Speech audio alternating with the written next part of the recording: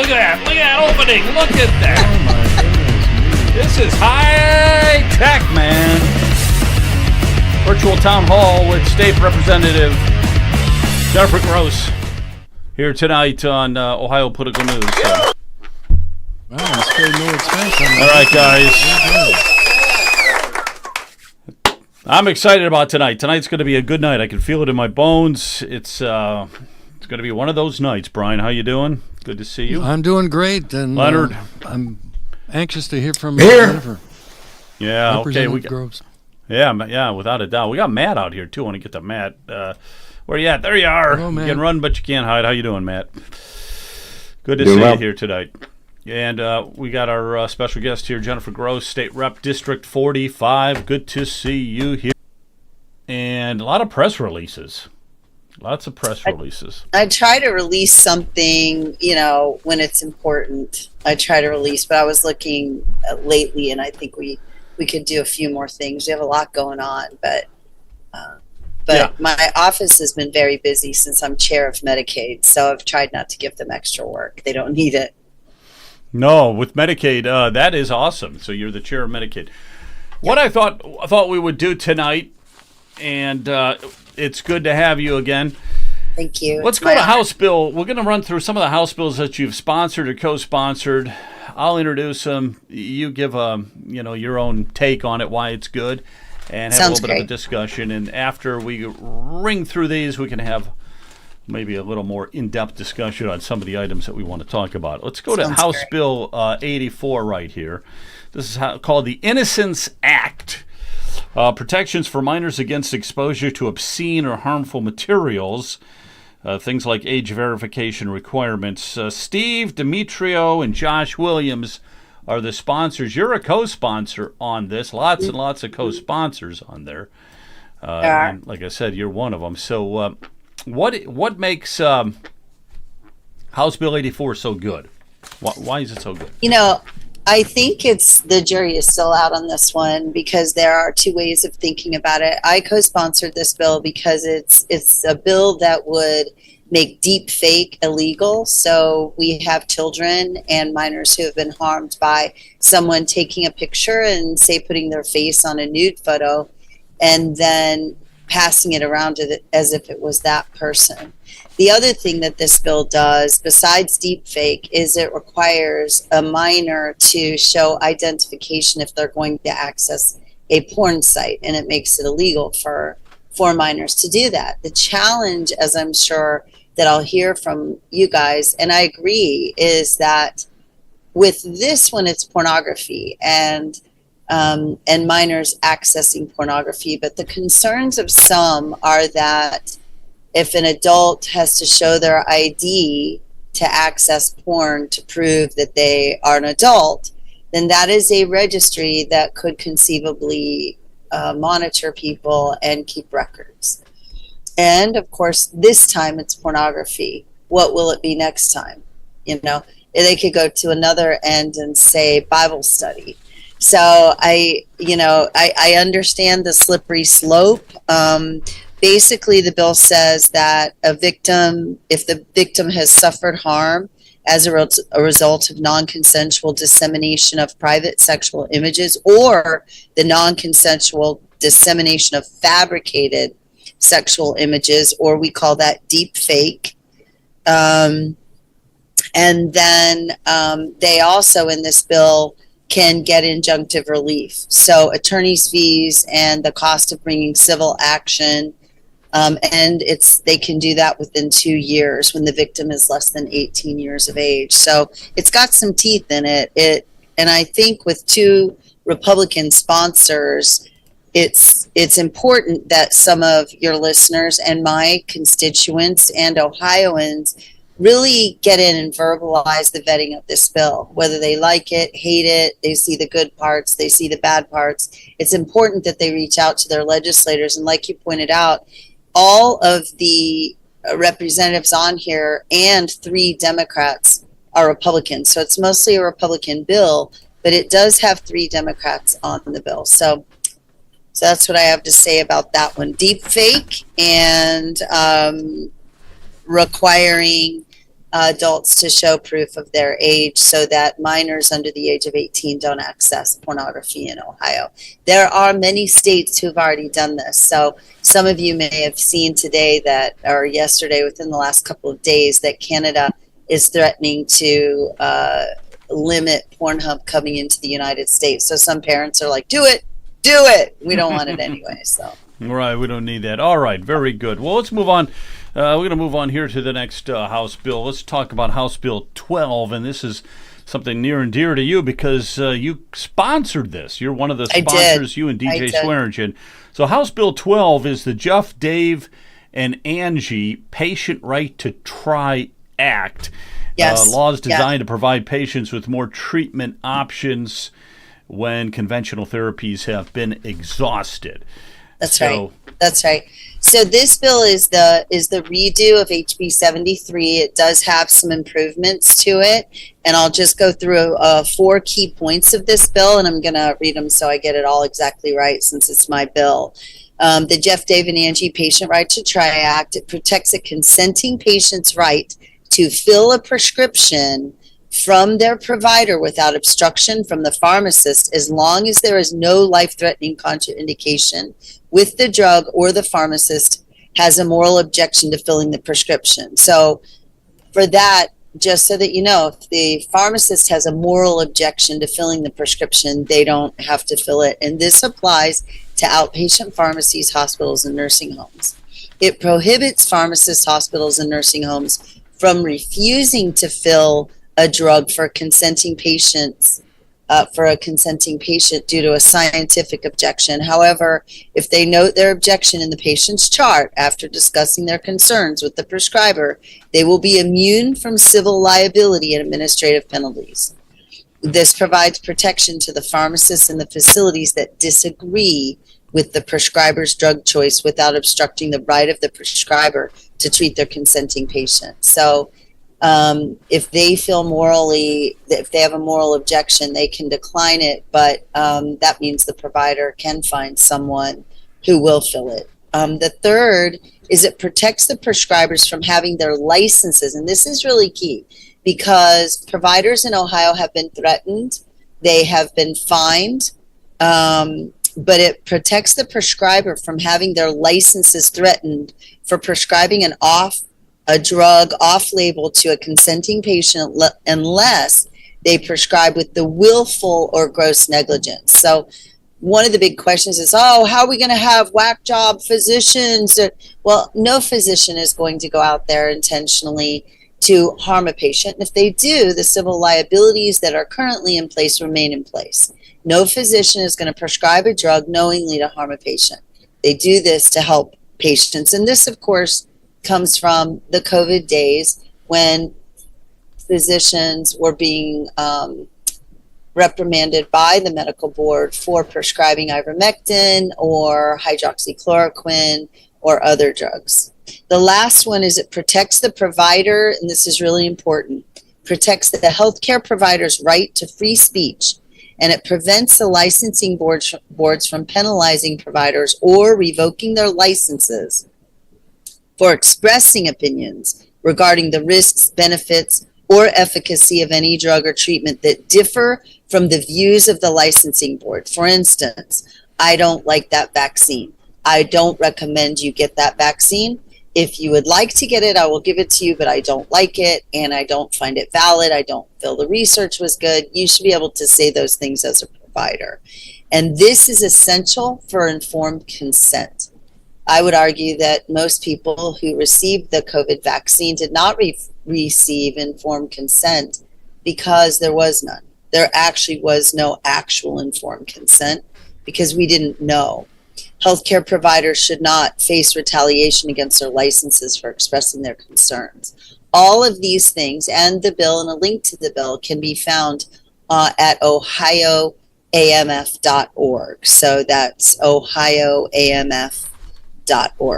And that's where you can find the information on HB 12. I love this bill. That's your sweetheart bill, right? That's your sweetheart bill right there. Yep. I love it. All right, let's move on here a minute. House Bill 30 Okay, so this one, House Bill 30, this is a flat tax for the state of Ohio, 2.75%. Across the board. Doesn't matter if you make $1 or $100 million. 2.75%, right?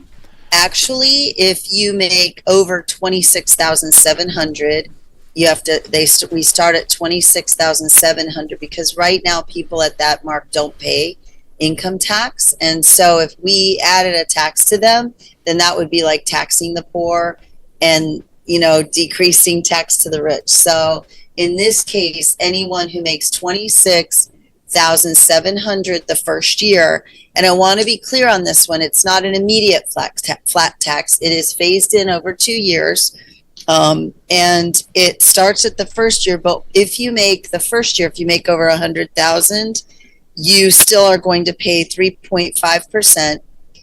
And then if you, and this is my understanding of the bill, so I reserve the right to, be corrected by the bill sponsors.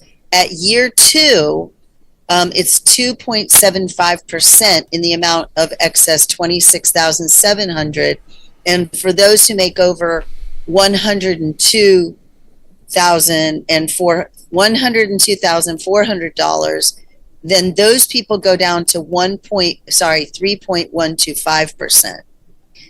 And then the year after that, it's supposed to go to 2.75.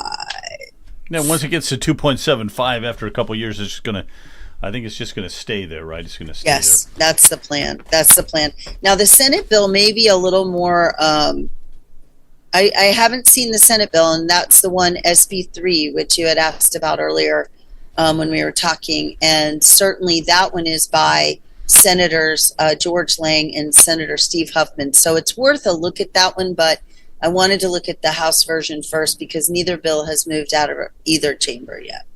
Gotcha.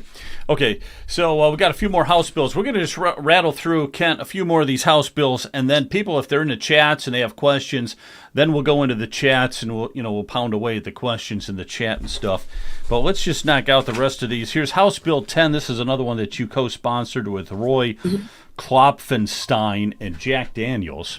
Yep. Jack Daniels. I didn't know he was in the House, but I know. You can always say we've got Jack Daniels in the chamber almost every session. All right, here they are right here. Jack Daniels, but it looks like he's been hitting the bottle a little bit right there. I think. I don't know. All right, we got a lot of co-sponsors, lots of co-sponsors. So House Bill 10 is this is interesting, regulating imitation meat and egg products. So I want to get your take on that. I mean, that does not sound appetizing. So you want to regulate imitation meat and eggs. So yes. So this one it specifies that food that has a meat product or an egg product, that it has to be labeled. So it can't be a manufactured protein food product or a fabricated egg product. If it has any of those products in it, this bill will require that food product be labeled.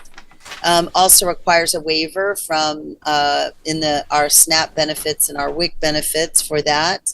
And it requires the Department of Education workforce in each public school and state institution to adopt a policy to prevent the purchase of cultivated protein food products or food misbranded as meat or an egg product. So basically, if it's meat, it can be labeled as meat. If it has a fake product that they call meat, it has to be labeled meat product, and then it has to be labeled egg product. It can't pass as if it's actual meat from a cow or a goat or a lamb or pig, and it also needs to be real eggs. So sounds good. That's what it is. That sounds good.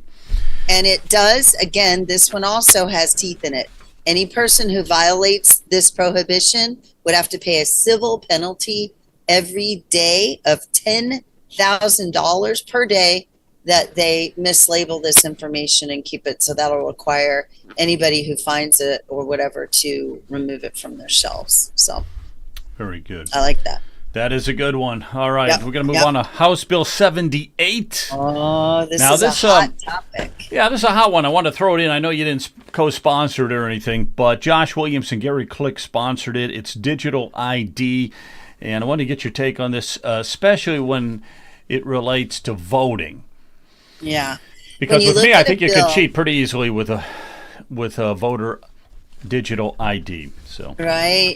When you look at a bill and you see that there's a Republican and a Democrat on the bill, that means that it is a bill that has some kind of likelihood that it could move in our current chamber. So it is worthy looking into this bill. You will also notice that there were 6 Democrat co-sponsors and only 2 Republican co-sponsors. So when you see the minority leader as a sponsor, your spidey sense ought to go up, and you ought to go, okay, what's wrong with this bill?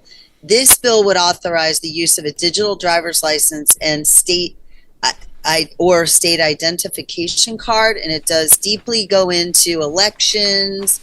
And as written, the bill would have allowed, and it talks about the National Voter Registration Act and the Voter Rights Act and photo identification. This bill would have allowed someone to use a digital ID to vote. And so when people heard about this bill, they immediately became concerned, which I believe is right.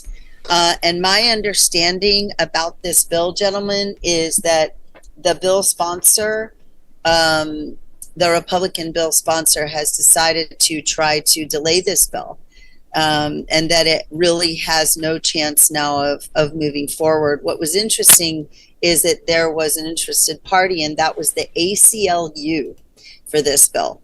And they were not opposition and they were not in support, but the ACLU said there were some civil liberty concerns with this bill. I think that when the ACLU says that, and you're a conservative, you probably ought to agree, because the ACLU is not always on our side on things. Very rarely are they. Very rarely do they come That's over to right. our side. Very rarely do they come over to the good side. They stay. That's the dark exactly side there. right. The good side, right? Senate Bill So- 1.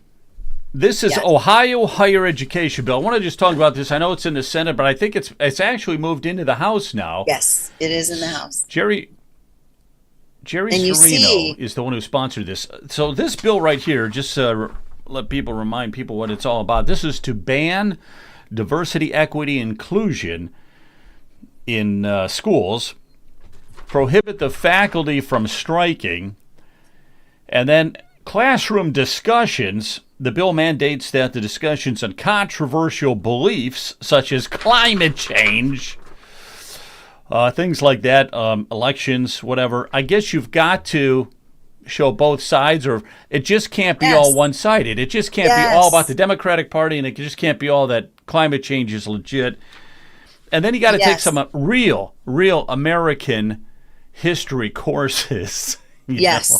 yes. So It actually, and I love how you brought that out, because a lot of the left is using this bill as an opportunity to say that it's stifling free speech. What we have found is that the free speech, if you will, was only free for one side. We do need, if we are actually going to support diverse thought, we have to have all sides of a thought. And that means that if you don't agree with global warming or whatever climate change, and you should be free to speak on the other side of it, as 50% of scientists don't agree with global warming or climate change, you should be able to use the other side of that, or whatever the issue is. And this bill prevents schools from, it prohibits any orientation or training course focused on diversity, equity, and inclusion. It prevents the establishment of new offices of DEI, and it also it requires each state institution to affirm and declare that it will not endorse a particular belief over another belief. So that's really kind of trying to even the playing field for certain beliefs. And then the teeth in this bill is that it permits the General Assembly to withhold or reduce any state operating subsidy payments and funds if they determine the institution has failed to comply with the bill's requirements. What's interesting is we're seeing some organizations change their DEI to things like resilience. So we're watching for, changes in the terms of this. And so here's a synopsis of the sub-bill that's currently in the House. It grants presidents or a designee the ability to grant exemptions from taking the required American civics course if the student has done one of the following: completed a college credit plus course that meets the requirements outlined in the bill, completed an advanced placement course that meets the requirements. It clarifies that only state university presidents and the chancellor of higher ed would be required to present their respective university 5-year institutional cost summary. There's a lot in this bill. It requires the state institution of higher education rather than its board of trustees to enforce the institution's policy regarding diversity, equity, and inclusion. So I think it's really good. I think it's going to pass very soon in the House, if not this week, within the next couple of weeks. Yeah. I'm really proud of Senator Serino. I really, this bill passed the Senate last General Assembly, and I'm looking forward to it getting to the House floor. Yeah, excellent. Yeah, and it's stirring up a lot of controversy, but that's good. It's stirring up good controversy. Yes, most of the letters I've gotten to my box, although saying this will probably make a lot more come to my box, are from Massachusetts, Illinois, New Jersey, Colorado, California. There's nothing like getting a House rep in Ohio to get moving when California higher ed people send me emails. Yep. Very good. All right, I want to wrap it up here tonight, and then we'll go into some other discussions, free fall discussions. But I want to talk about the budget process for a minute, okay? Let's just do that. Yep. We don't have to get into the weeds on it or anything like that, but the budget's $100 billion, I believe, $100 billion per year, which is insane for a state like Ohio. Absolutely insane. We've gone crazy. So I just have a couple questions, like why is the budget $100 billion? Why is it so high? Are there any organizations that you see that could be cut, or how could we doge Ohio a little bit?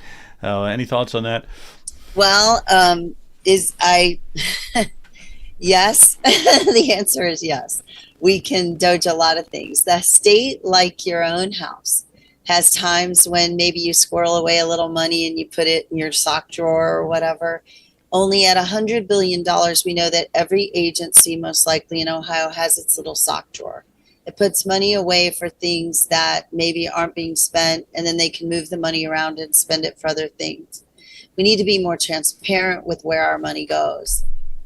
So I'm not ready to actually talk to you about specifics yet because the budget hasn't come out yet. I personally will be meeting with the chair of finance, Representative Stewart, and then we will all be meeting with leadership this week in the middle of next weekend. So we'll be going Thursday, Friday, Saturday, Sunday, and Monday working on the budget because remember that it comes from the governor. So the governor puts out his budget. Then the House vets the budget. That's the process we're in now. Amendments were due Friday. There are over 1,000 amendments to the governor's budget in every area you can think of.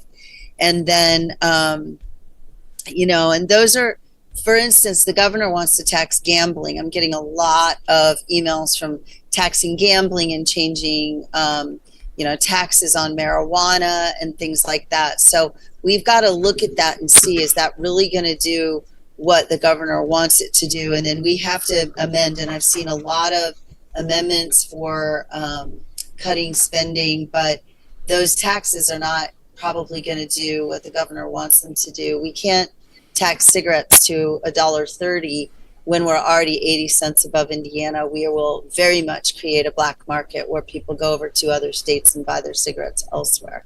So we have to think about stuff like that. So finance will vet all the amendments, and then leadership hears the amendments. Then we have a second round of amendments, which are very few compared to the first round. And then we'll vote on the floor, I would say, the first week of April or the second week of April, because we've got to get it to the Senate, where the Senate will do their vetting. And then we have to vote on this budget by June 30th by constitutional statute. But usually what happens is the Senate sends us back their version, then we go into conference committee. So we've got a lot of work to do. But the $100 billion, you know, that's a lot of money. You know what I would say to you, Joe? We now, keep it clean. Keep it clean. Whatever you're going to say here, okay? Yes, I've been called a lot of things. We have a balanced budget amendment, but if every time I come to you it's $5 billion last year, more than last year, and $5 billion, and I keep taxing the taxpayer another $5 billion, but I say up, Joe, Matt, Lawrence, we're all but we have a balanced budget, and you're like, but it's $120 billion now. Right. And I'm like, and remember that we have 4 budgets. So we have the operating budget, we have the transportation budget, we have the capital budget, and we have the BWC budget. So really, we ought to put all of those together. So $100 billion, no matter how you slice it or dice it, is too much. $100 billion is way too ironically, much. Our budget keeps going up, but our population isn't following suit. Right. So that's a good point. We keep losing those electoral votes. All right. We used to have 20 at one time, and they've gone down quite a bit, and that's terrible. Absolutely terrible. We need good, strong leadership at the top. Right. At the top, and we don't have it right now. All right. Ohio Political News. Here's where you can find us. We are on X. We are on YouTube. We are on Rumble. So we're on a lot of places. So Ohio Political News. Support us. You guys didn't get kicked off YouTube? We always keep coming back, but sometimes we have to rename ourselves. Let's see. So if now we can we're get you Ohio Political permanently News removed. Network. That was the only way we could get back on YouTube. All right, let's open it up to a couple chat questions, and then we'll get the everybody else involved here tonight. So you got a good chat question, Kent? Put it up there. Put it up there. Put a good one up. Speak Life Garden Homestead and Pharmaculture. This is great. Thanks, OPN. Let's see if there's a question. Is that a question? I don't think that's a question. If we have ideas there. If we have ideas for revamping healthcare, who would be the most effective person to contact? I think it's always going to be your state rep first. And then my hope would be if you send it through your state rep, say it's related to Medicaid. We're finding a lot of lack of transparency in Medicaid. And so it makes it easier, no matter what the state organization is, to squirrel away that money where we can't see it. Full transparency in whether it's Department of Ag. I'm not picking on Ag. I love the Director of Ag, but every organization has places where they can squirrel away money. So increased transparency everywhere needs to happen. If you have ideas, like one thing that I'm proposing for Medicaid is what we call a bridge waiver. We had a bridge waiver for Medicaid, and what that is for people working 40 hours a week that still don't make enough money to get off of Medicaid. This is a bridge that would allow them to get their employer's insurance, and the state would pay their premium. Their employer pays their premium, but we would pay their employee match. We had a waiver like that. Most people don't know that. And that's because term limits move us in and out, and a lot of that wisdom and a lot of that corporate knowledge leaves, and then we recreate the wheel again. But in the process of me digging in, I found that we already had a bridge. And so that bridge amendment was rejected by Obama when Obama was in office. So I have an amendment that would require us to provide a bridge for people. You could be, like, I'm aware of a man whose son is disabled, and he works at a uniform cleaning store, and he works full-time, but he can't afford by the amount of money that he makes to pay for his insurance. But we can, and we would pay less if we pay for his Blue Cross Blue Shield through his employer than we pay on full Medicaid through Ohio. So those are some of the creative things that we're thinking about. So again, contact your rep first. If it has to do with a particular topic like hospitals, insurance, then I'm sure your rep will send it to the like the chair of insurance. If it's Medicaid, they could send the idea to me. If you have ideas for legislation, my hope is that we will have a lot of reform in Medicaid with me at the helm and with the interest that I'm hoping to stir up with my colleagues. Awesome. Brian, do you want to throw something out?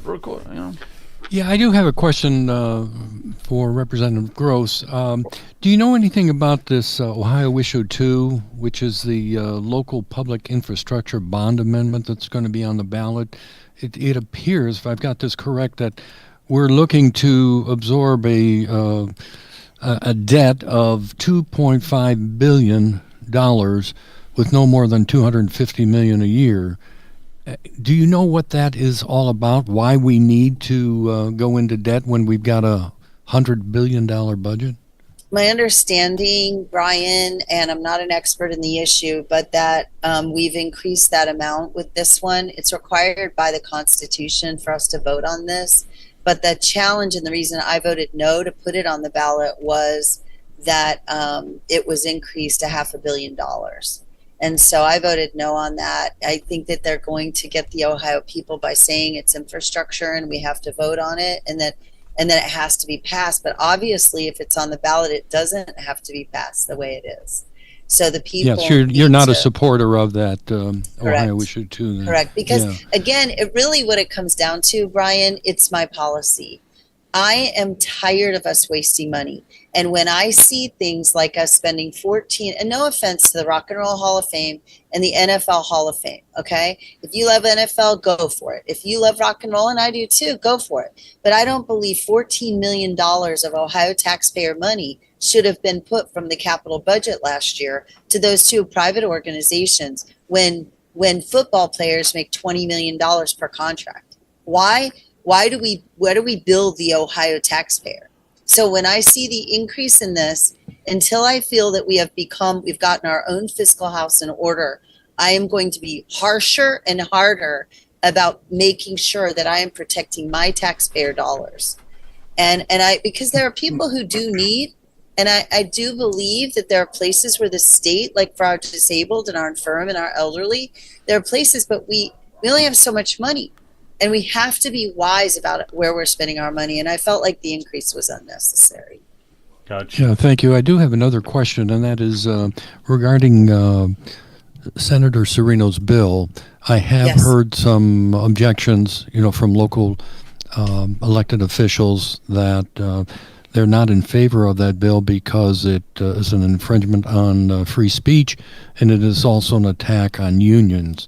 Do you have any opinions on that one? I don't mean to put you on the spot. I'm just trying to get it's it. Okay. You didn't put me on the spot, Brian.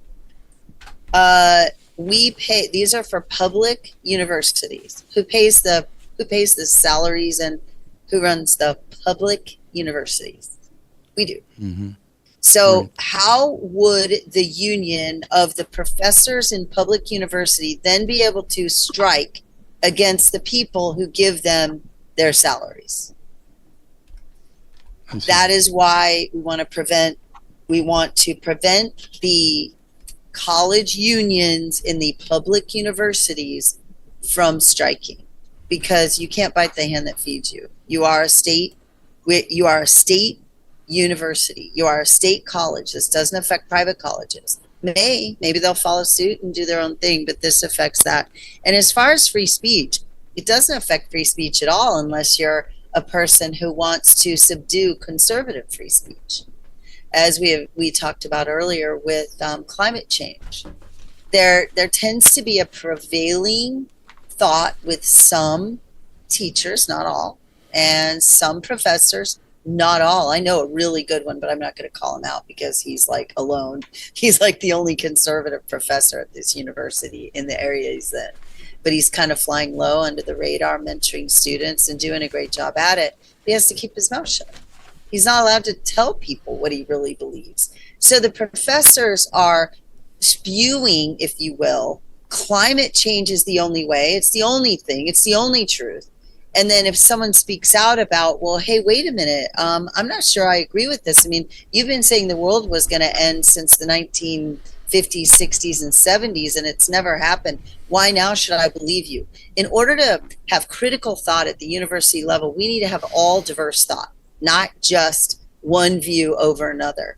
I think that even for me, religious liberty, seems to be an issue as well.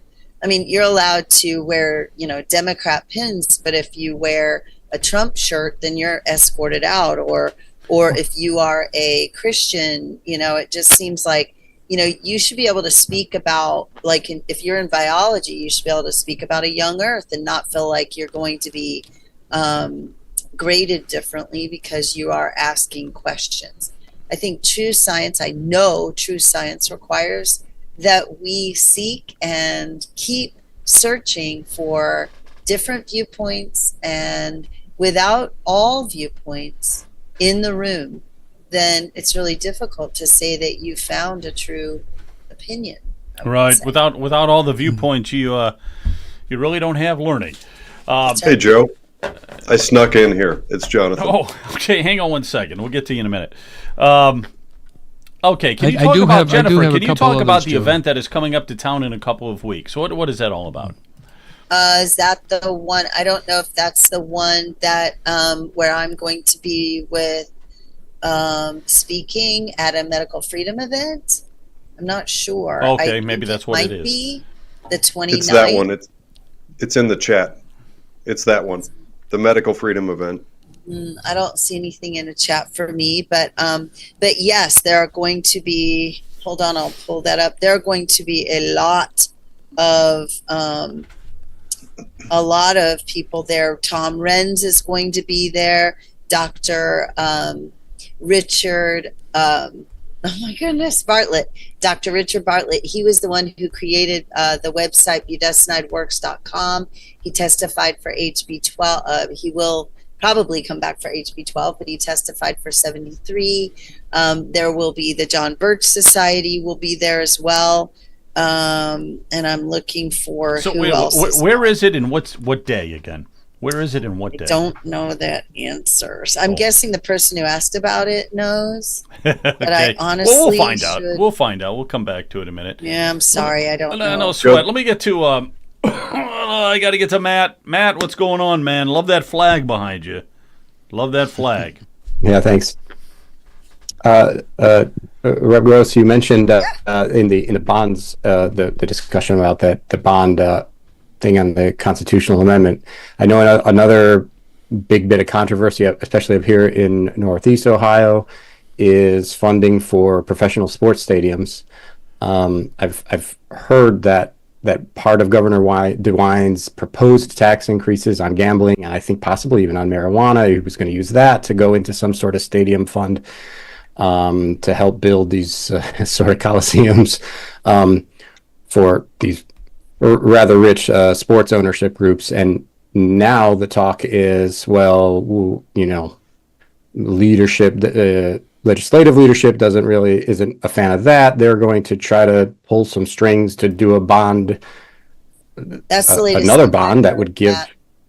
The latest thing that I heard and so and without knowing, I don't want to go into the specifics, but coming from where I'm sitting, that feels like going backwards. This is a conservative podcast, no matter which way, that we're not going to make any bones about it.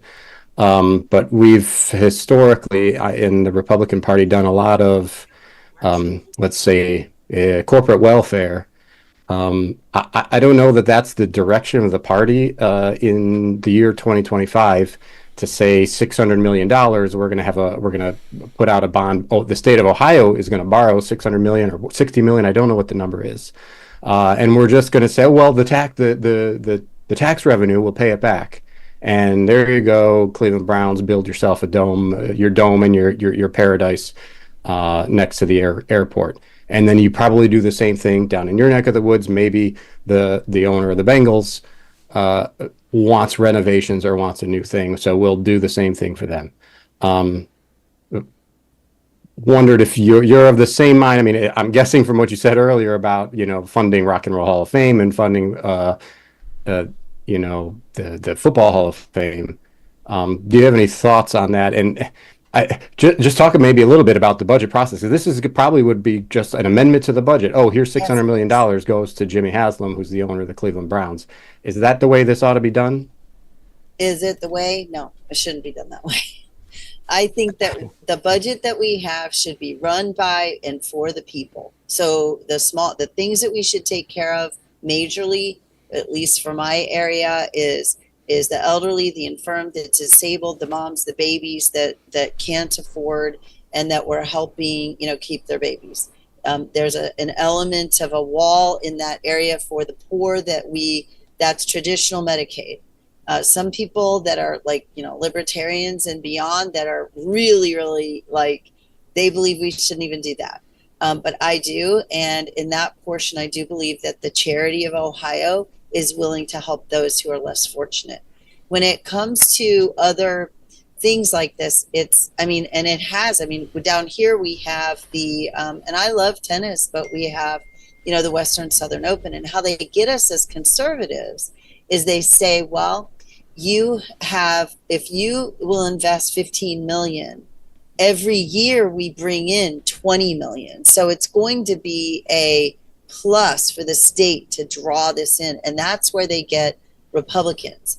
My hope for this, I'm not sure how I would feel about a loan, perhaps, that they could take out a loan from the state, but they have to pay it back. But most of the time, and we do this with a lot of companies, we did it with Intel, and look, I'm glad, and I hope Intel works, and I hope it all comes to pass. But we gave a lot of tax deductions to a lot of companies to attract them to come to Ohio.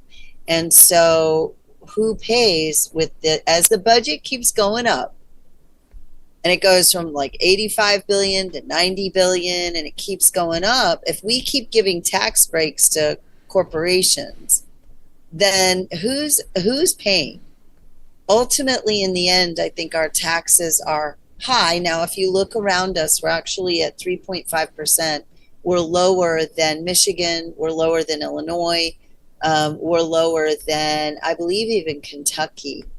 But of course not Tennessee, but we don't touch Tennessee. But so I think, again, for me, conservative policy would say we don't give corporate welfare, like you said.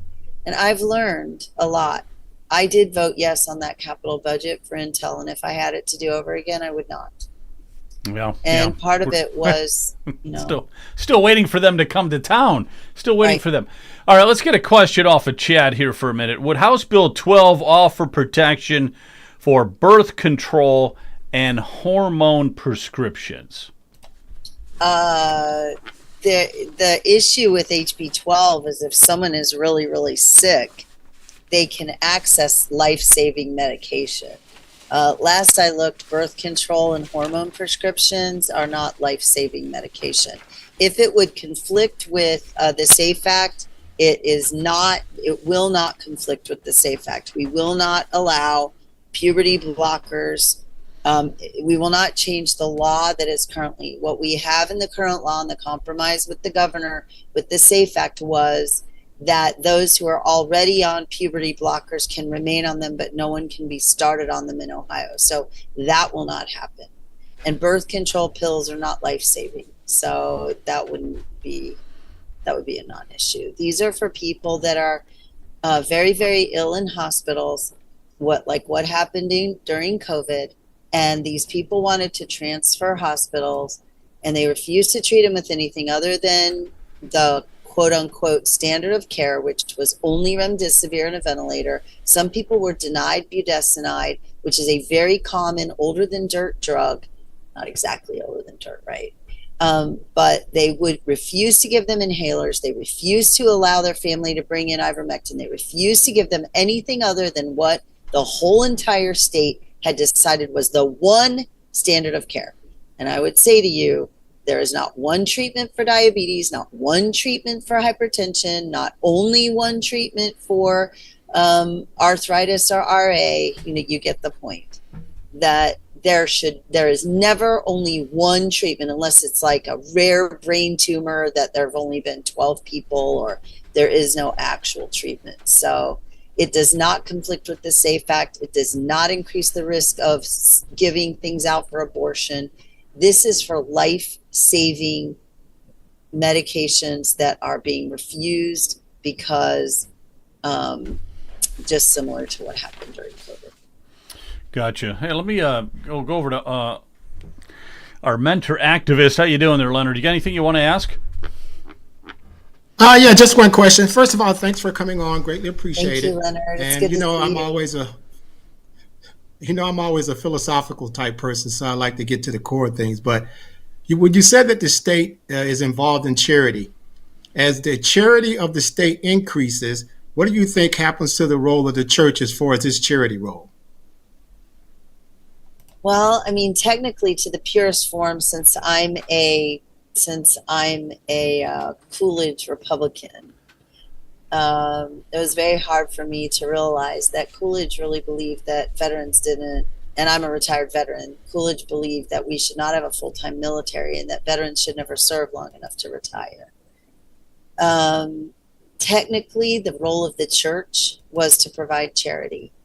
And unfortunately, where we are today, and I know like my church has a food pantry and we have a benevolence fund, we do the best that we can. But the reality is that if someone needed full health care, my church could not afford at this point to provide health care for someone who is in, like an ICU. So the role of the church was to provide for the poor. And that's why so many hospitals were Mercy, Christ, Bethesda, right? Those were Christian names because they were created out of charity. But what has happened is the church, and I'm part of the church. I love the church. I love God's church, and I love God, and I love Jesus, and I'm a Christian. But the reality is the church has abdicated its role to provide for those that are poor. So when traditional Medicaid came along, that's where the state took over in the role that should have been rightly for the church. And it really doesn't matter whether a person attends that church or doesn't. I mean, all in all, whatever church, whatever denomination, whether it's, LDS or Catholic or Methodist or whatever, all the churches together would pull together and help the community. So I don't know if that answers your question, Leonard, but in a pure world, the church would have provided, but now today, because the church stepped back, the church, and I would argue that sometimes the LDS church does a better job in some cases for providing for its own than other denominations. But I'm not LDS either, by the way.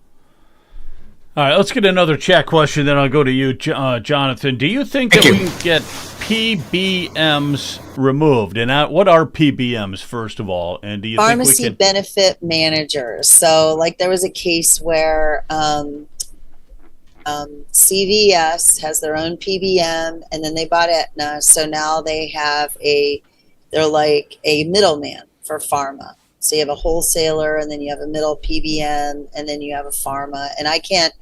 Rep Barhorst is better at explaining the whole process than I am. Do I think we can get rid of PBMs? Probably not, and not immediately. Do I think that we could rein them in and possibly change the way the system works? Yes, and it's going to be a slow process. We have one PBM in Medicaid, and I do not believe with one PBM we've become more efficient. I believe we're spending more money because we have one single PBM. So it's a complicated discussion. Do I believe we can completely abolish them? Probably not. Do I believe that we may make a change? Absolutely. Do I agree with all the bills that have been out there? No, I don't. So I am a free market capital, I believe in capitalism. So we do need to be sure that we maintain those lines between government and business. The challenge for that, of course, for me is when it comes to medical freedom. I do believe individual liberty when it comes to what you put in your body as a treatment and medication should remain ultimately with you and your person. Great, awesome. Jonathan, I know you have a question. Yeah, well, I've got a few. The first thing is I pulled up an ad slick for that event on the 29th. That's in Northfield. I sent that in our group text, Joe. I don't know if you want to bring that up. It shows I the have list it of too, speakers in the event. Jonathan. I have it too. Okay. I pulled it up as well. It's at Liberty Valley Church, Yep, that one. Saturday, March 29th. It is an event for OAMF, they are hosting it. So the speakers are, do you see the speakers? It doesn't come up. I can't get the graphic to come up. So I got the graphic off of OAMF, and I actually tried to include it in the chat on Rumble, but apparently on Rumble you can't include images, which I didn't know. That's by the way, a little side note. Thank you, Representative Gross, for coming back on and joining us. And a secondary thank you, because I've got to say, I think this is the most active and robust chat I've seen yet on Ohio Political News. There are a lot of people very engaged in what you have to say, which is really good to see. And guys, I will tell you, there will be times when I misspeak or I say the wrong thing, but we can correct it the next month. And it's always been, Jonathan, you know this because you've known me for quite some time, that reaching the people is my heart. And being able to be with the people is my heart. The reason that I'm doing it virtually now, and so thankful to Joe for allowing me to be on, and all of you to be on this podcast, is because I had 3 murder threats in the last 5 months. And so I began to become concerned, and I felt like it was only wise that I moved to a virtual format. That's just a shame. I'm so sorry to hear that. I mean, with the growing proliferation of violence, predominantly from my vantage, is all coming from the left. The swatting and just egregious, awful behavior is outlandish. It's not part of America. We should be the land of free speech, and may the best ideas win. So I'm sorry to hear that you're going through that. Just to kind of round out the couple of thoughts that I have, you were talking about the church and the role of the church. Thank you, Leonard. That was a great question. It's my view that, or actually I'm going to put it in the form of a question just for everyone's consideration.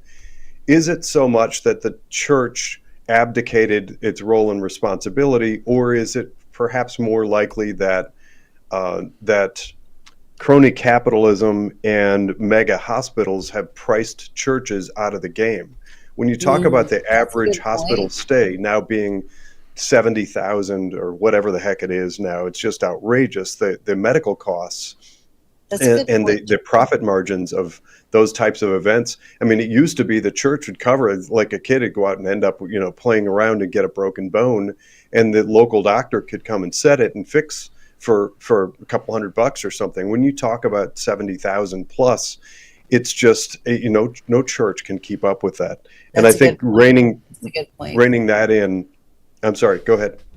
No, I completely agree. And I love, see, this is diverse thought. Like, hey, Rep, do you think about this? Yeah, Jonathan, that's a great point. You're absolutely right. Remember, insurance has changed. When I was younger, we had catastrophic care. We paid for that. But when we were in the hospital or when we went to the doctor, we paid cash. We wrote a check. If we got strep throat, mom wrote a check. If we had to get a school physical, mom wrote a check. And that was the way it was when we went to see our primary care. Back then they called them GPs, general practitioners. They used to deliver babies at the hospital. Doctors had access to hospitals. And so the layering and the changes, I believe all of those things have increased cost. So you're absolutely right. So back to the person who said, hey, if we have ideas on how to change healthcare, who do we write? Start with your rep and let's get started. Yeah, I had the same thing growing up. We had local community doctors. I had one until I was in my teens, and then suddenly everything became these mega hospitals, and the profit just seems outlandish. Every time I drive into Cleveland, it seems like they have another several blocks of buildings at the Cleveland Clinic. But the one thing that I really keyed in on, and I apologize, I was late to this program. I signed on just before I announced myself, but it has to do with this ongoing cycle of tax and spend. This idea that's pervasive in all levels of government, local, state, and federal, that if they don't burn through it, then they're not going to be able to ask for the same amount or more next year. It seems to me, in your example of going from 15 billion to 20 billion the next year, and that $5 billion increments, just to use that hypothetical example, that is the backbone of that. It's predicated upon this idea that if for some if an organization, an entity within the government happened to be efficient and didn't use all of its money, then they suddenly next year they're not eligible for the same amount. I'm not sure if I'm putting that clearly. Hopefully you can answer my question, but how do we scale that back or change it so that it's actually we incentivize efficiency within the government and actually maybe building some stockpile? I see it in townships and in communities all over the state. They get near the end of that sort of fiscal cycle and they realize they've got a little extra money in the coffer. What do we spend it on? How do we burn through it so that we can ask for more next year? I think that there is an element of that, but I also think, Jonathan, there's an element of the government expects that there's inflation every year, and so the government increases its spending according to inflation. The problem is inflation doesn't keep up with the citizens' checkbook. So the citizens' checkbook, although I did have a friend today say that her husband got a raise of 4.2%, I won't say what industry, but, you know, and then the government will say, well, we have a 3.7% interest rate, but a lot of people that are working today, their paychecks are not keeping up with the rate of inflation. But the government always says we have to increase. And so almost every, not every, like we had get this, we have, if you guys know what ALS is, in the budget, the ALS Society asked for $1 small million. Let me tell you, ALS is expensive. ALS, probably for one ALS patient, it's well over $1 million, and they live 2 to 5 years and they're gone. They did not request more money of your money. Now, you could say, well, ALS is a nonprofit, all of that, but comparatively, compared to other organizations that requested money, that was small. And people that get ALS are not going to be able to work, and but $1 million is a small amount in 100 billion, right? I found they did not increase the amount of money that they requested, and many organizations this year did not request an increase. However, most state agencies requested large increases and increases. Not all.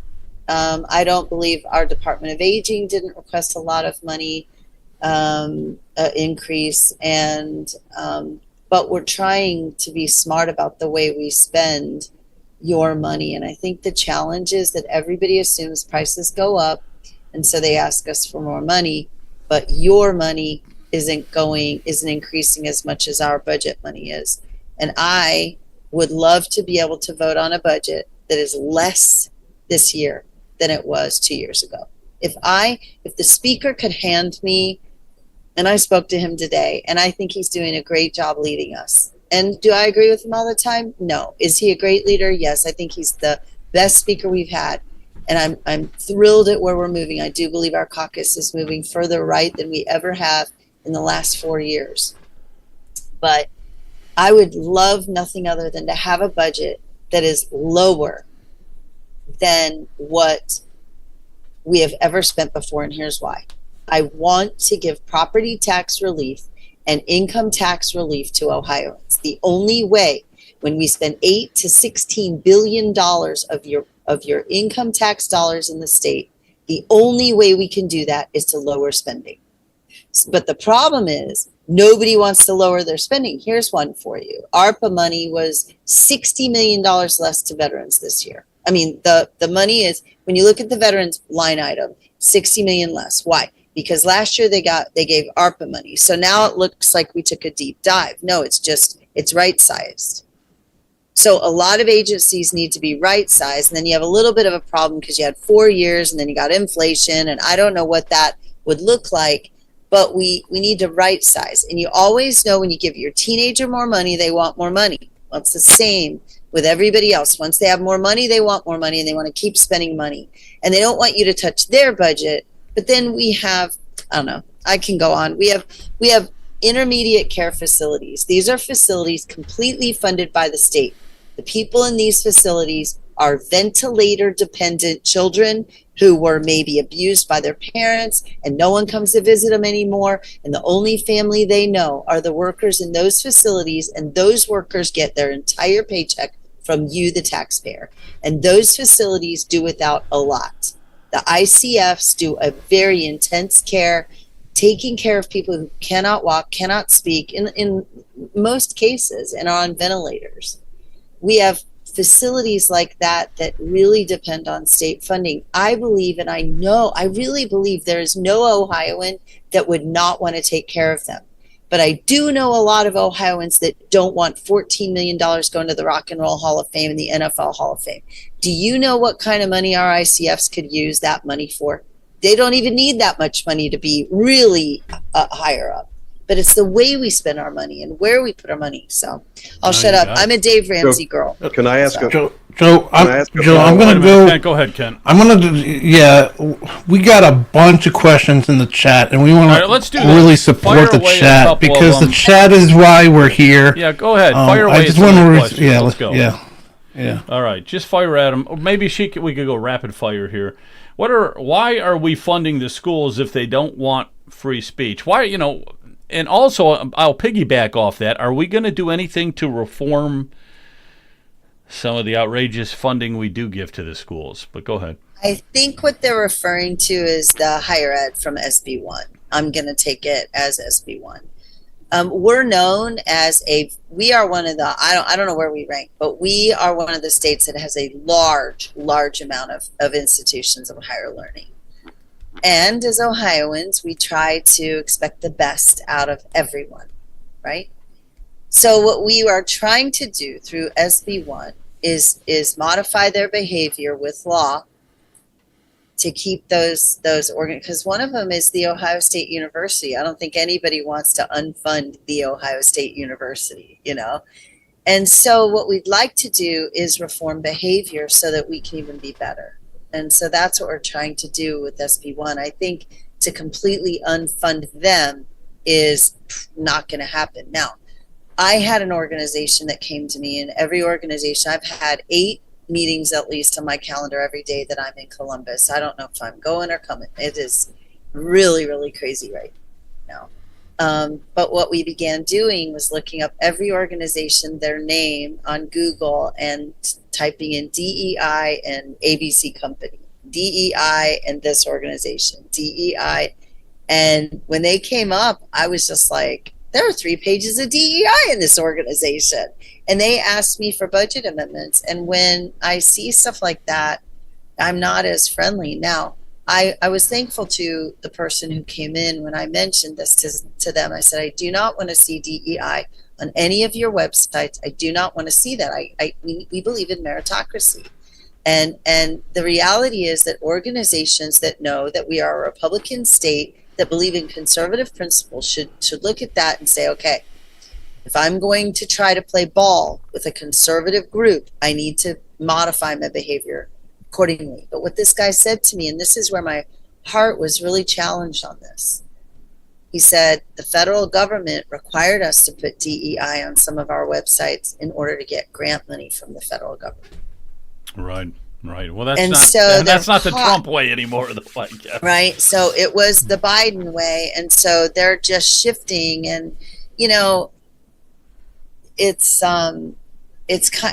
really puts them in a position of, oh my gosh, we're caught in the middle. So now all of a sudden we've shifted, and remember, President Trump's only been in since January, so it's only been 2 months, and now they're having to shift and change, and it shouldn't be that way. I mean, arguably, back to what Lawrence was saying, traditional values as far as our constitutional values, the presidency should not have so much power that every 4 years we're changing. And I think that George Washington would roll over in his grave if he saw the power of the presidency like it is today. Yeah, so. Yeah, he'd be rolling over in his grave. Okay, here's what we're going to do. You just try to answer a question maybe in 30 seconds. We'll try to get through a bunch of them because we're kind of getting. I'll try to be fast. Yeah, just be real fast, real quick at it. The PLF one standing up there. Let's see what we got here. Let's see what we can go with. Okay, Jennifer Gross, curious if you know where the PLF stands in budget talks. All I can tell you is I did see an amendment. So until that comes through to the chair of finance and the people that put that in fight for it, it'll depend on the majority. If there are, like 45 Republicans who support it, then I would imagine it'll make it into the budget. Then it has to go to the Senate where they have to leave it in. If it doesn't make it, and there's only like 5 that believe in project labor, they're changing the project labor agreements and things like that, then it won't make it in and there won't be much change in that. All right, Kent, what's the next one? I hope that answers. Who determines life saving? I wonder which one was that? Was that this was probably in reference to the Dave and Angie Act? Yeah. So you mentioned this is only Dave and Angie Act. There's obviously doctors who are. I mean, if there's a patient, for instance, we had a lot of patients during COVID. They did not get well with remdesivir. They were treated with remdesivir. They didn't get well, but they weren't allowed to have anything else. So, patient is really, really sick. Nothing is working. That's the time when they get the opportunity. Like, it's right to try. I mean, it's right to try. Only it's before you're actually dying, like you're going to die tomorrow. I mean, like, right to try for cancer patients is, this has not been tested. We don't know if it's safe for you, but it's your only last chance. The people that are in the hospital that had remdesivir were not getting well, yet they were still not allowed to try other treatments. So I hope that makes sense. Gotcha. Go ahead, Kent. How about I saw this one. I don't know what this means. How about zero tax state tax? What about, now wait a minute. Florida does not have a state tax. So what about income Ohio? Tax, you mean? Yeah, state income tax. Yeah. Right. I would love to go there. And I know that one day we are planning to go there, but we are what they call, and as much as I don't like it and I want to rip the Band-Aid off, we are what we call an incremental state. Our culture is a lot of different cultures, but let's say we're predominantly German. We are not a state that is like Italian. Like, we're not, wah! Like, that is not our legislature. We do not do things suddenly. I wish we did. I wish during COVID we had done rapid shifting. I wish that we could rip the Band-Aid off and have zero income tax. That is who you are looking at as a representative. I fit with that kind of Florida mentality. In fact, he's no longer in the legislature, but when I first was a freshman, I was bringing up all these bills, and I was like, well, and then he goes, we're not Florida, Jen. And I'm like, well, we should be more like Florida. We need the free policy and things. But I will tell you that things are not always the way they seem in Florida either. The grass is not always greener. I talked to some of the legislators there. I know people who live there. Sometimes, believe it or not, you're being media snowed. And some people know how to get their messages out better. And I love DeSantis. I'm not implying it's DeSantis. It's just that legislators kind of try to make change, and it doesn't really make change, but then they brag like they made change, and it really didn't do much. So, yes, they have a zero income tax. Florida is number 1 in economic score. Tennessee is number 2. They have no income tax. And so we're going there. It's just a slow process. But I believe one day we'll get there.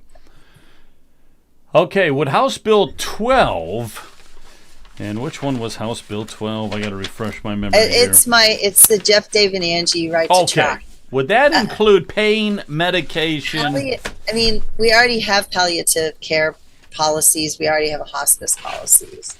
So, I mean, we already have THC and marijuana approved. So I'm not sure what the person's trying to get to at that point, but the reality is we have palliative care policy. These are not people that fit into that category. Can I call you this week to discuss things further? And I don't mean me. I mean, Speak Lifeguarding Probably Homestead. not this week. And to be honest with you, Unless you're my constituent, you've got to call your rep first, because I have 120,000 constituents. And as much as I love you, unless I become a statewide, which I have no intention of doing, or going to Congress, which I equally have no intention of doing, I just don't have the staff to talk. And then we are in the midst of the budget process. So I'll be meeting with Stuart on Wednesday to talk Medicaid, and then with the speaker and all of the policy staff at some point Thursday, Friday, or Monday. Now let's do two more, Kent, and we'll wrap it up here. What about that $60 million? I got stolen when they put all them nuclear plants. And did you get the money back? That has to do with the householder thing. I wasn't here when all that happened, so I can't really speak to, what, but I do know this. We just brought in an Amazon data center. We have a Google data center. Our drive on energy in Ohio is humongous. In order to attract the businesses that we're looking to attract in Ohio, we need change in energy. We were done a dirty job by the Biden administration. We are harmed by the Biden administration and the policies with all of the woke agenda and the climate change agenda that they put on us, the rules they put on us, stopped our energy production. We sit on approximately 800 years of natural gas. We need to access that. We are like the Aramco in Saudi Arabia. We're the Aramco of the Midwest. We have unlimited energy, but we were not allowed to access it by the Biden administration. I cannot thank the Trump administration enough. And I know our energy committee has a massive energy bill that is coming, but we must have energy. We avoided rolling blackouts just 3 years ago in December. We cannot have rolling blackouts, because you know who's going to have blackout energy? You, the taxpayer. Business isn't going to have rollout. They're not going to have blackouts, because we've got to keep them afloat. They're like the heart of the body, keeping the people going to work. But the people who are going to be most inconvenienced by lack of energy, you, the taxpayer.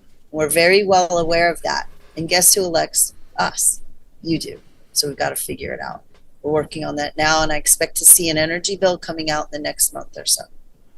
Okay, we'll end it with this question here. As a registered nurse, I'd like to know, what's that, Kent? Two more questions. Okay, this one more. And one more. Okay, two more. As a registered nurse, I'd like to know how you think the state can help with safety and retention. You're probably not going to like this. It's not up to the state. It's up to the nurses. And as a nurse and an APRN, I often wonder, because a lot of these organizations, if you're part of the Ohio Nurses Association, they're a union. If you are not getting the kind of treatment, care, salary you deserve, you either need to strike, you need to be part of their union, or you need to quit and find another job, or you need to try to make change as an administrator within your facility. I do not believe, unless it's a state-run hospital like the ICFs I was talking about, that the state technically can step in and change the entire environment. Now, having said that, I do understand we pay a lot of money to these organizations. And so by the amount of taxpayer dollars that we put into particular hospitals, I believe we ought to have a stronger voice in what we believe as legislators. But the challenge is that fine line between, public and private entities and the government getting into places where they don't belong. So nurses need to stand. And I know that as a nurse, we as a group aren't always as cohesive as we can be. You probably don't like that answer, but that's what I'm going to say today. This might be the last one then. Is this the last one, Kent? Which word? For right now, yep. Okay, which word do you object to? Not a leftist question. Diversity. Do you not want a mix of people in your state schools? What do you think? State schools. We have all people from all creed, color, nations, and everything. I personally believe that we are a tapestry of a quilt created with multiple. I mean, I believe in the diversity of our people. The challenge is when it comes to meritocracy. We should not be selecting air traffic controllers by the color of their skin, by their sex, by their identity. gender identity or the like. We should not be selecting doctors that we should not be having such diversity. I just talked to a doctor. I'm not going to give you any things because I don't want to call him out. He's a conservative physician who teaches a residency program. He said that now all of a sudden, this is a Midwest hospital. He said that now all of a sudden their diversity is A students, B students, C students, and D students who got out of medical school. I don't know about you guys, but I don't really want a diversity that means my doctor got D's in medical school. And he literally said that is happening. And I want the best doctor. I don't want a doctor chosen or not chosen by the color of their skin. I want the best doctor no matter the color of their skin. You got it. So diversity matters. And yes, it matters in that it brings diverse thought. And I love diversity. I'm a military officer, and I believe there was no greater diversity than my experience in the U.S. Armed Forces. But in our schools, we definitely need diversity, and we have that. But we should not be selecting people because of their diversity. We should be selecting them because of their merit. That sounds, I got to write that down. That sounds good. It's like if you're trying to land a plane, you want the most competent air traffic controller in there. They're lucky that, they're the questioners. Your YouTube short, huh? The questioners are lucky that they have you guys, because in my town halls, I didn't just do a round robin like that. I made them stay on the topic of the bills that we spoke about that night, because I had so many. I had this one woman who would videotape me and then send it all over and make me look a certain way, and they would cut it and do things, but so we appreciate you taking the time tonight. Really do. It's my honor, Joe. I appreciate it. Thank you very much.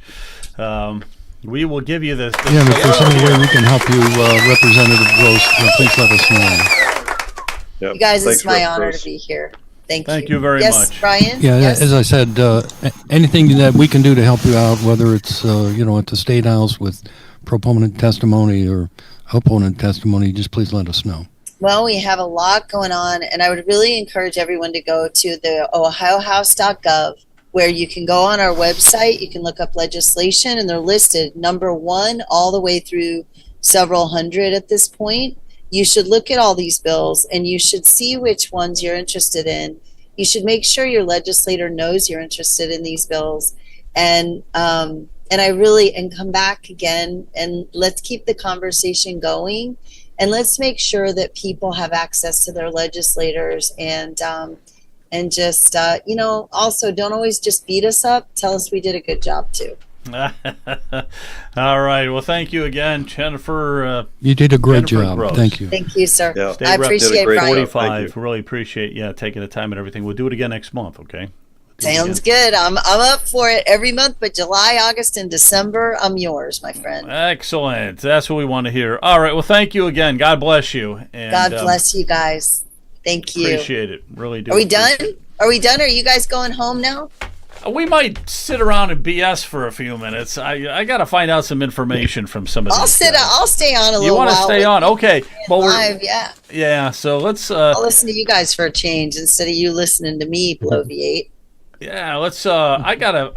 Okay, I'm gonna send it over to you for a minute, because I know you're always active with the property taxes. Is there anything you want to report on?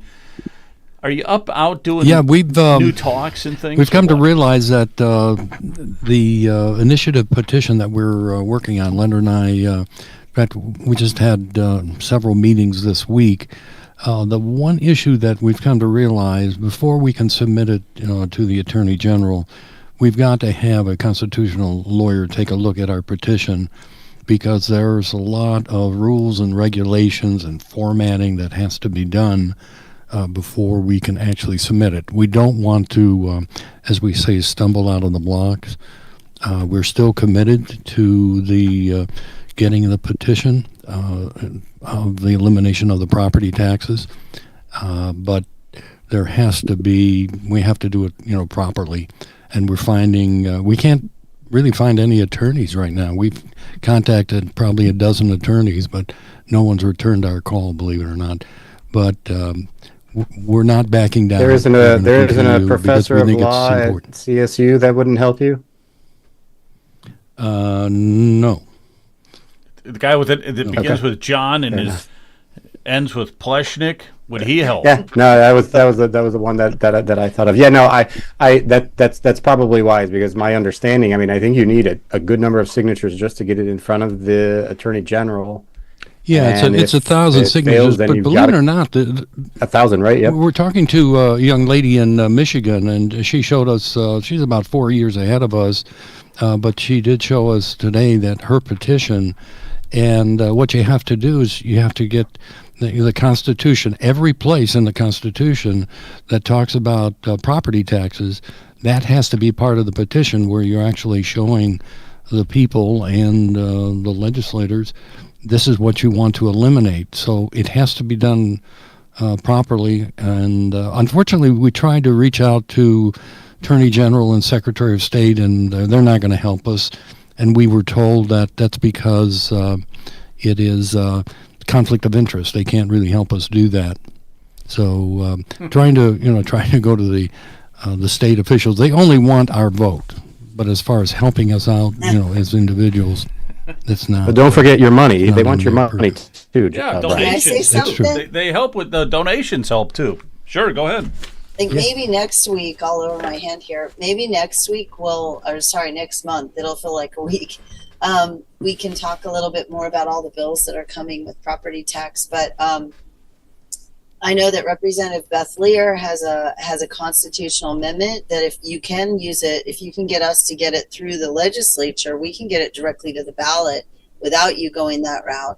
But hers, I believe, you may not increase the property tax more than 3% in any given year. And then I know Senator Andy Brenner has a great formula and an idea that would change things as well. So there are a lot of really good ideas coming out. So I know that 3% one was Beth Lear. So if it's similar to that, I would consider reaching out to her. Yeah, that's the one that Chris Long with Ohio Christian Alliance and I think the 1851 group, they were pushing that agenda. And although we certainly appreciate that, that doesn't go far enough as far as we are concerned. We're trying to get the message to our legislators that we don't want our home at risk at all. Right. Period. I agree. Who is your rep, Brian? Mr. Representative Callender and Troy. Our senator is Jerry Serino, and none of those representatives or the senator will meet with us. Okay. Well, representatives, that's a good point in the chat there. Dave Thomas, Tex Fisher. So there's several people that are working on some type of property tax reform. Yeah. DJ Swearingen and I have a 20 mil floor one that we're working on. I don't know when we're going to drop that. There's another 20 mil floor one. It's not ever going to be one thing. One thing is not going to fix it. We're going to need a multiple pronged attack for this because of the if I may, Representative Gross, the problem that we have, in my opinion, is even if we were to eliminate the property tax and we were to, let's say, move it over to a sales tax or move it over to an income tax, unless you can control the spending of the taxing authority, it doesn't matter what vehicle that you use to get the revenue. That's right. What we are seeing is that's uncontrollable. The government is outgrowing the private sector's ability to pay for the services. The schools, and at the local level, at the township. So you can see why we need to rein in Medicaid too. Yeah, we need some money there. Hey, let me ask another question because I know that taxes are your big thing, and so go ahead. Well, the bottom line is this. I go back to the fundamental question, what is the role of government? And I do a little pictorial to show where the family should be the first ordained government from God, and that should be the biggest circle. But unfortunately, the government circle is the biggest, and the family is the smallest. What we're trying to do, Jennifer, is that we're trying to drive true home ownership. All right, so a lot of people talking about reform, maxing this and cutting this or whatever, but it really doesn't address the fundamental issue of where we say that ownership is the foundation of liberty. Now, That's right. unfortunately, in our country, most people don't know what that means, and I don't even think we recognize the importance of that. But our concern is that if we continue going down this path, there are going to be a lot of families destroyed. We're going to have a massive cleanup problem at some point because, as my mother always said, the chickens are going to come home to roost, and we're trying to stay ahead of it. We don't want to be behind it, and so kicking the can down the road and thinking about the next generation, boy, I tell you, we're just going to be leaving a wretched mess for them. Yeah. Agreed. It's like you can own your car. You own your car. I mean, you still have to license it. But it's yours, and you can take it wherever you want, and you own it. You own your shoes. No one taxes your shoes or your pants or, and once you buy your food, it's yours. But when you buy your house, you could lose it if you don't pay your taxes. It is wrong. Yeah, you never really own it. You're just continuously renting. That's all you're doing. Jonathan, you have anything, last comments or something? I'll swing it by Matt, too, and then we'll wrap it up. So actually, my last comment was a discovery I made a while ago on social media. I think it was X. I found this guy called Mr. Beast. He calls himself Mr. Beast. He's got a really cool profile where he goes and does these really interesting and outrageous things that are kind of fun to watch. And one of them that he did, I think, is a great example of waste, fraud, and abuse. He actually found there are some places on the continent of Africa that are water starved. There are parts where nobody has any drinking water. It's believed that there's enough water below the surface. So a nonprofit formed. I'm going to give you the Cliff Notes version. Go watch it. Find Mr. Beast. It's really, really interesting. But about a dozen years ago, a huge nonprofit formed to raise money to go and drill wells and get water to these communities. And they've raised, I don't even know, like $16 million or something, and they haven't drilled any wells yet, or they hadn't when this thing was filmed. Well, this Mr. Beast guy was like, wells, all you need is a drill and a big, you need a couple of people and stuff. And he put together $60,000 and went and drilled 3 wells within about 3 weeks. And there's water gushing and kids running around, and they're experiencing water in their community for the first time in 200 years or whatever. The guy did it for like $60. Well, this nonprofit had been paying massive salaries to a whole lot of people for over a decade and talking about how they were about to start drilling holes and maybe try to get water to these people. The reason I bring that up, and the reason I think that is indicative of a lot of the stuff that we see, not just in nonprofits, but in facets of government and non-governmental organizations and NGOs, is really that financial incentive, the compunction to fail.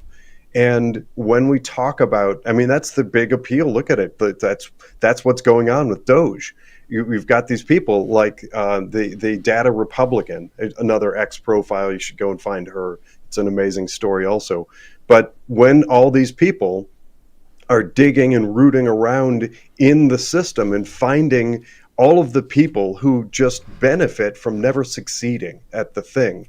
And we've all seen like government-run schools, K through 12, with the huge growth, about 90% growth over the last 10 years in administrative staff. I'm air quoting that. And while the student body has remained pretty static, adding layers and layers and layers and layers of bureaucracy is what has gotten us into this. So there's a big part when we talk about, should we put a 3% floor, and is it reasonable, and how much to tax, and the 20% cap, and all of that stuff is really compelling conversation to get drawn into, but it concedes far too much in my book. This is the era. Now is the time, in my book, for absolutely take advantage of public sentiment and opinion, how frustrated and fed up people are, and go after trimming the fat. And what's the expression you see in Elon Musk saying? He's like, yeah, of course, when you trim the fat, the pig's going to squeal. We've got a lot of squealing. We've got a lot of leftists who are, for some reason, their brains have been diluted into thinking that they need to go out and burn down car dealerships to try and help hide the fraud further. But my point is, if you watch that video with Mr. Beast and discovering water for a tiny fraction of the price, apply that knowledge, apply it to K through 12, apply it to these colleges with huge. The whole Ohio State, I'm a big OSU fan, but their racism center, that's what I call that DEI CRT garbage. It's instilling racism and dividing us by identity politics. I hate that stuff. Get rid of all those people. It's a giant, colossal waste of money. And you can see the proof is in the pudding. Where the wells weren't getting drilled in those places in Africa and those children were not getting water, in very similar fashion, we have a lot of kids, most of them, 70-ish% or more in the United States, are not getting the education that they need in order to thrive and survive in life. And in K through 12, in higher education, they're getting these quasi diplomas that are of no benefit and help in real life. Trim the fat. Let's Doge Ohio.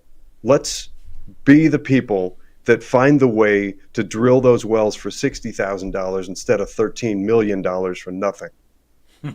Yeah, Doge, Ohio. That's what I like. Yeah, I'll let you wrap it up, Matt, tonight. And what's your parting words? Yeah, that's really well said, and I hadn't heard about that, but I think it's typical about how individuals motivated by whatever are often far more successful than state apparatus and all this other kind of stuff.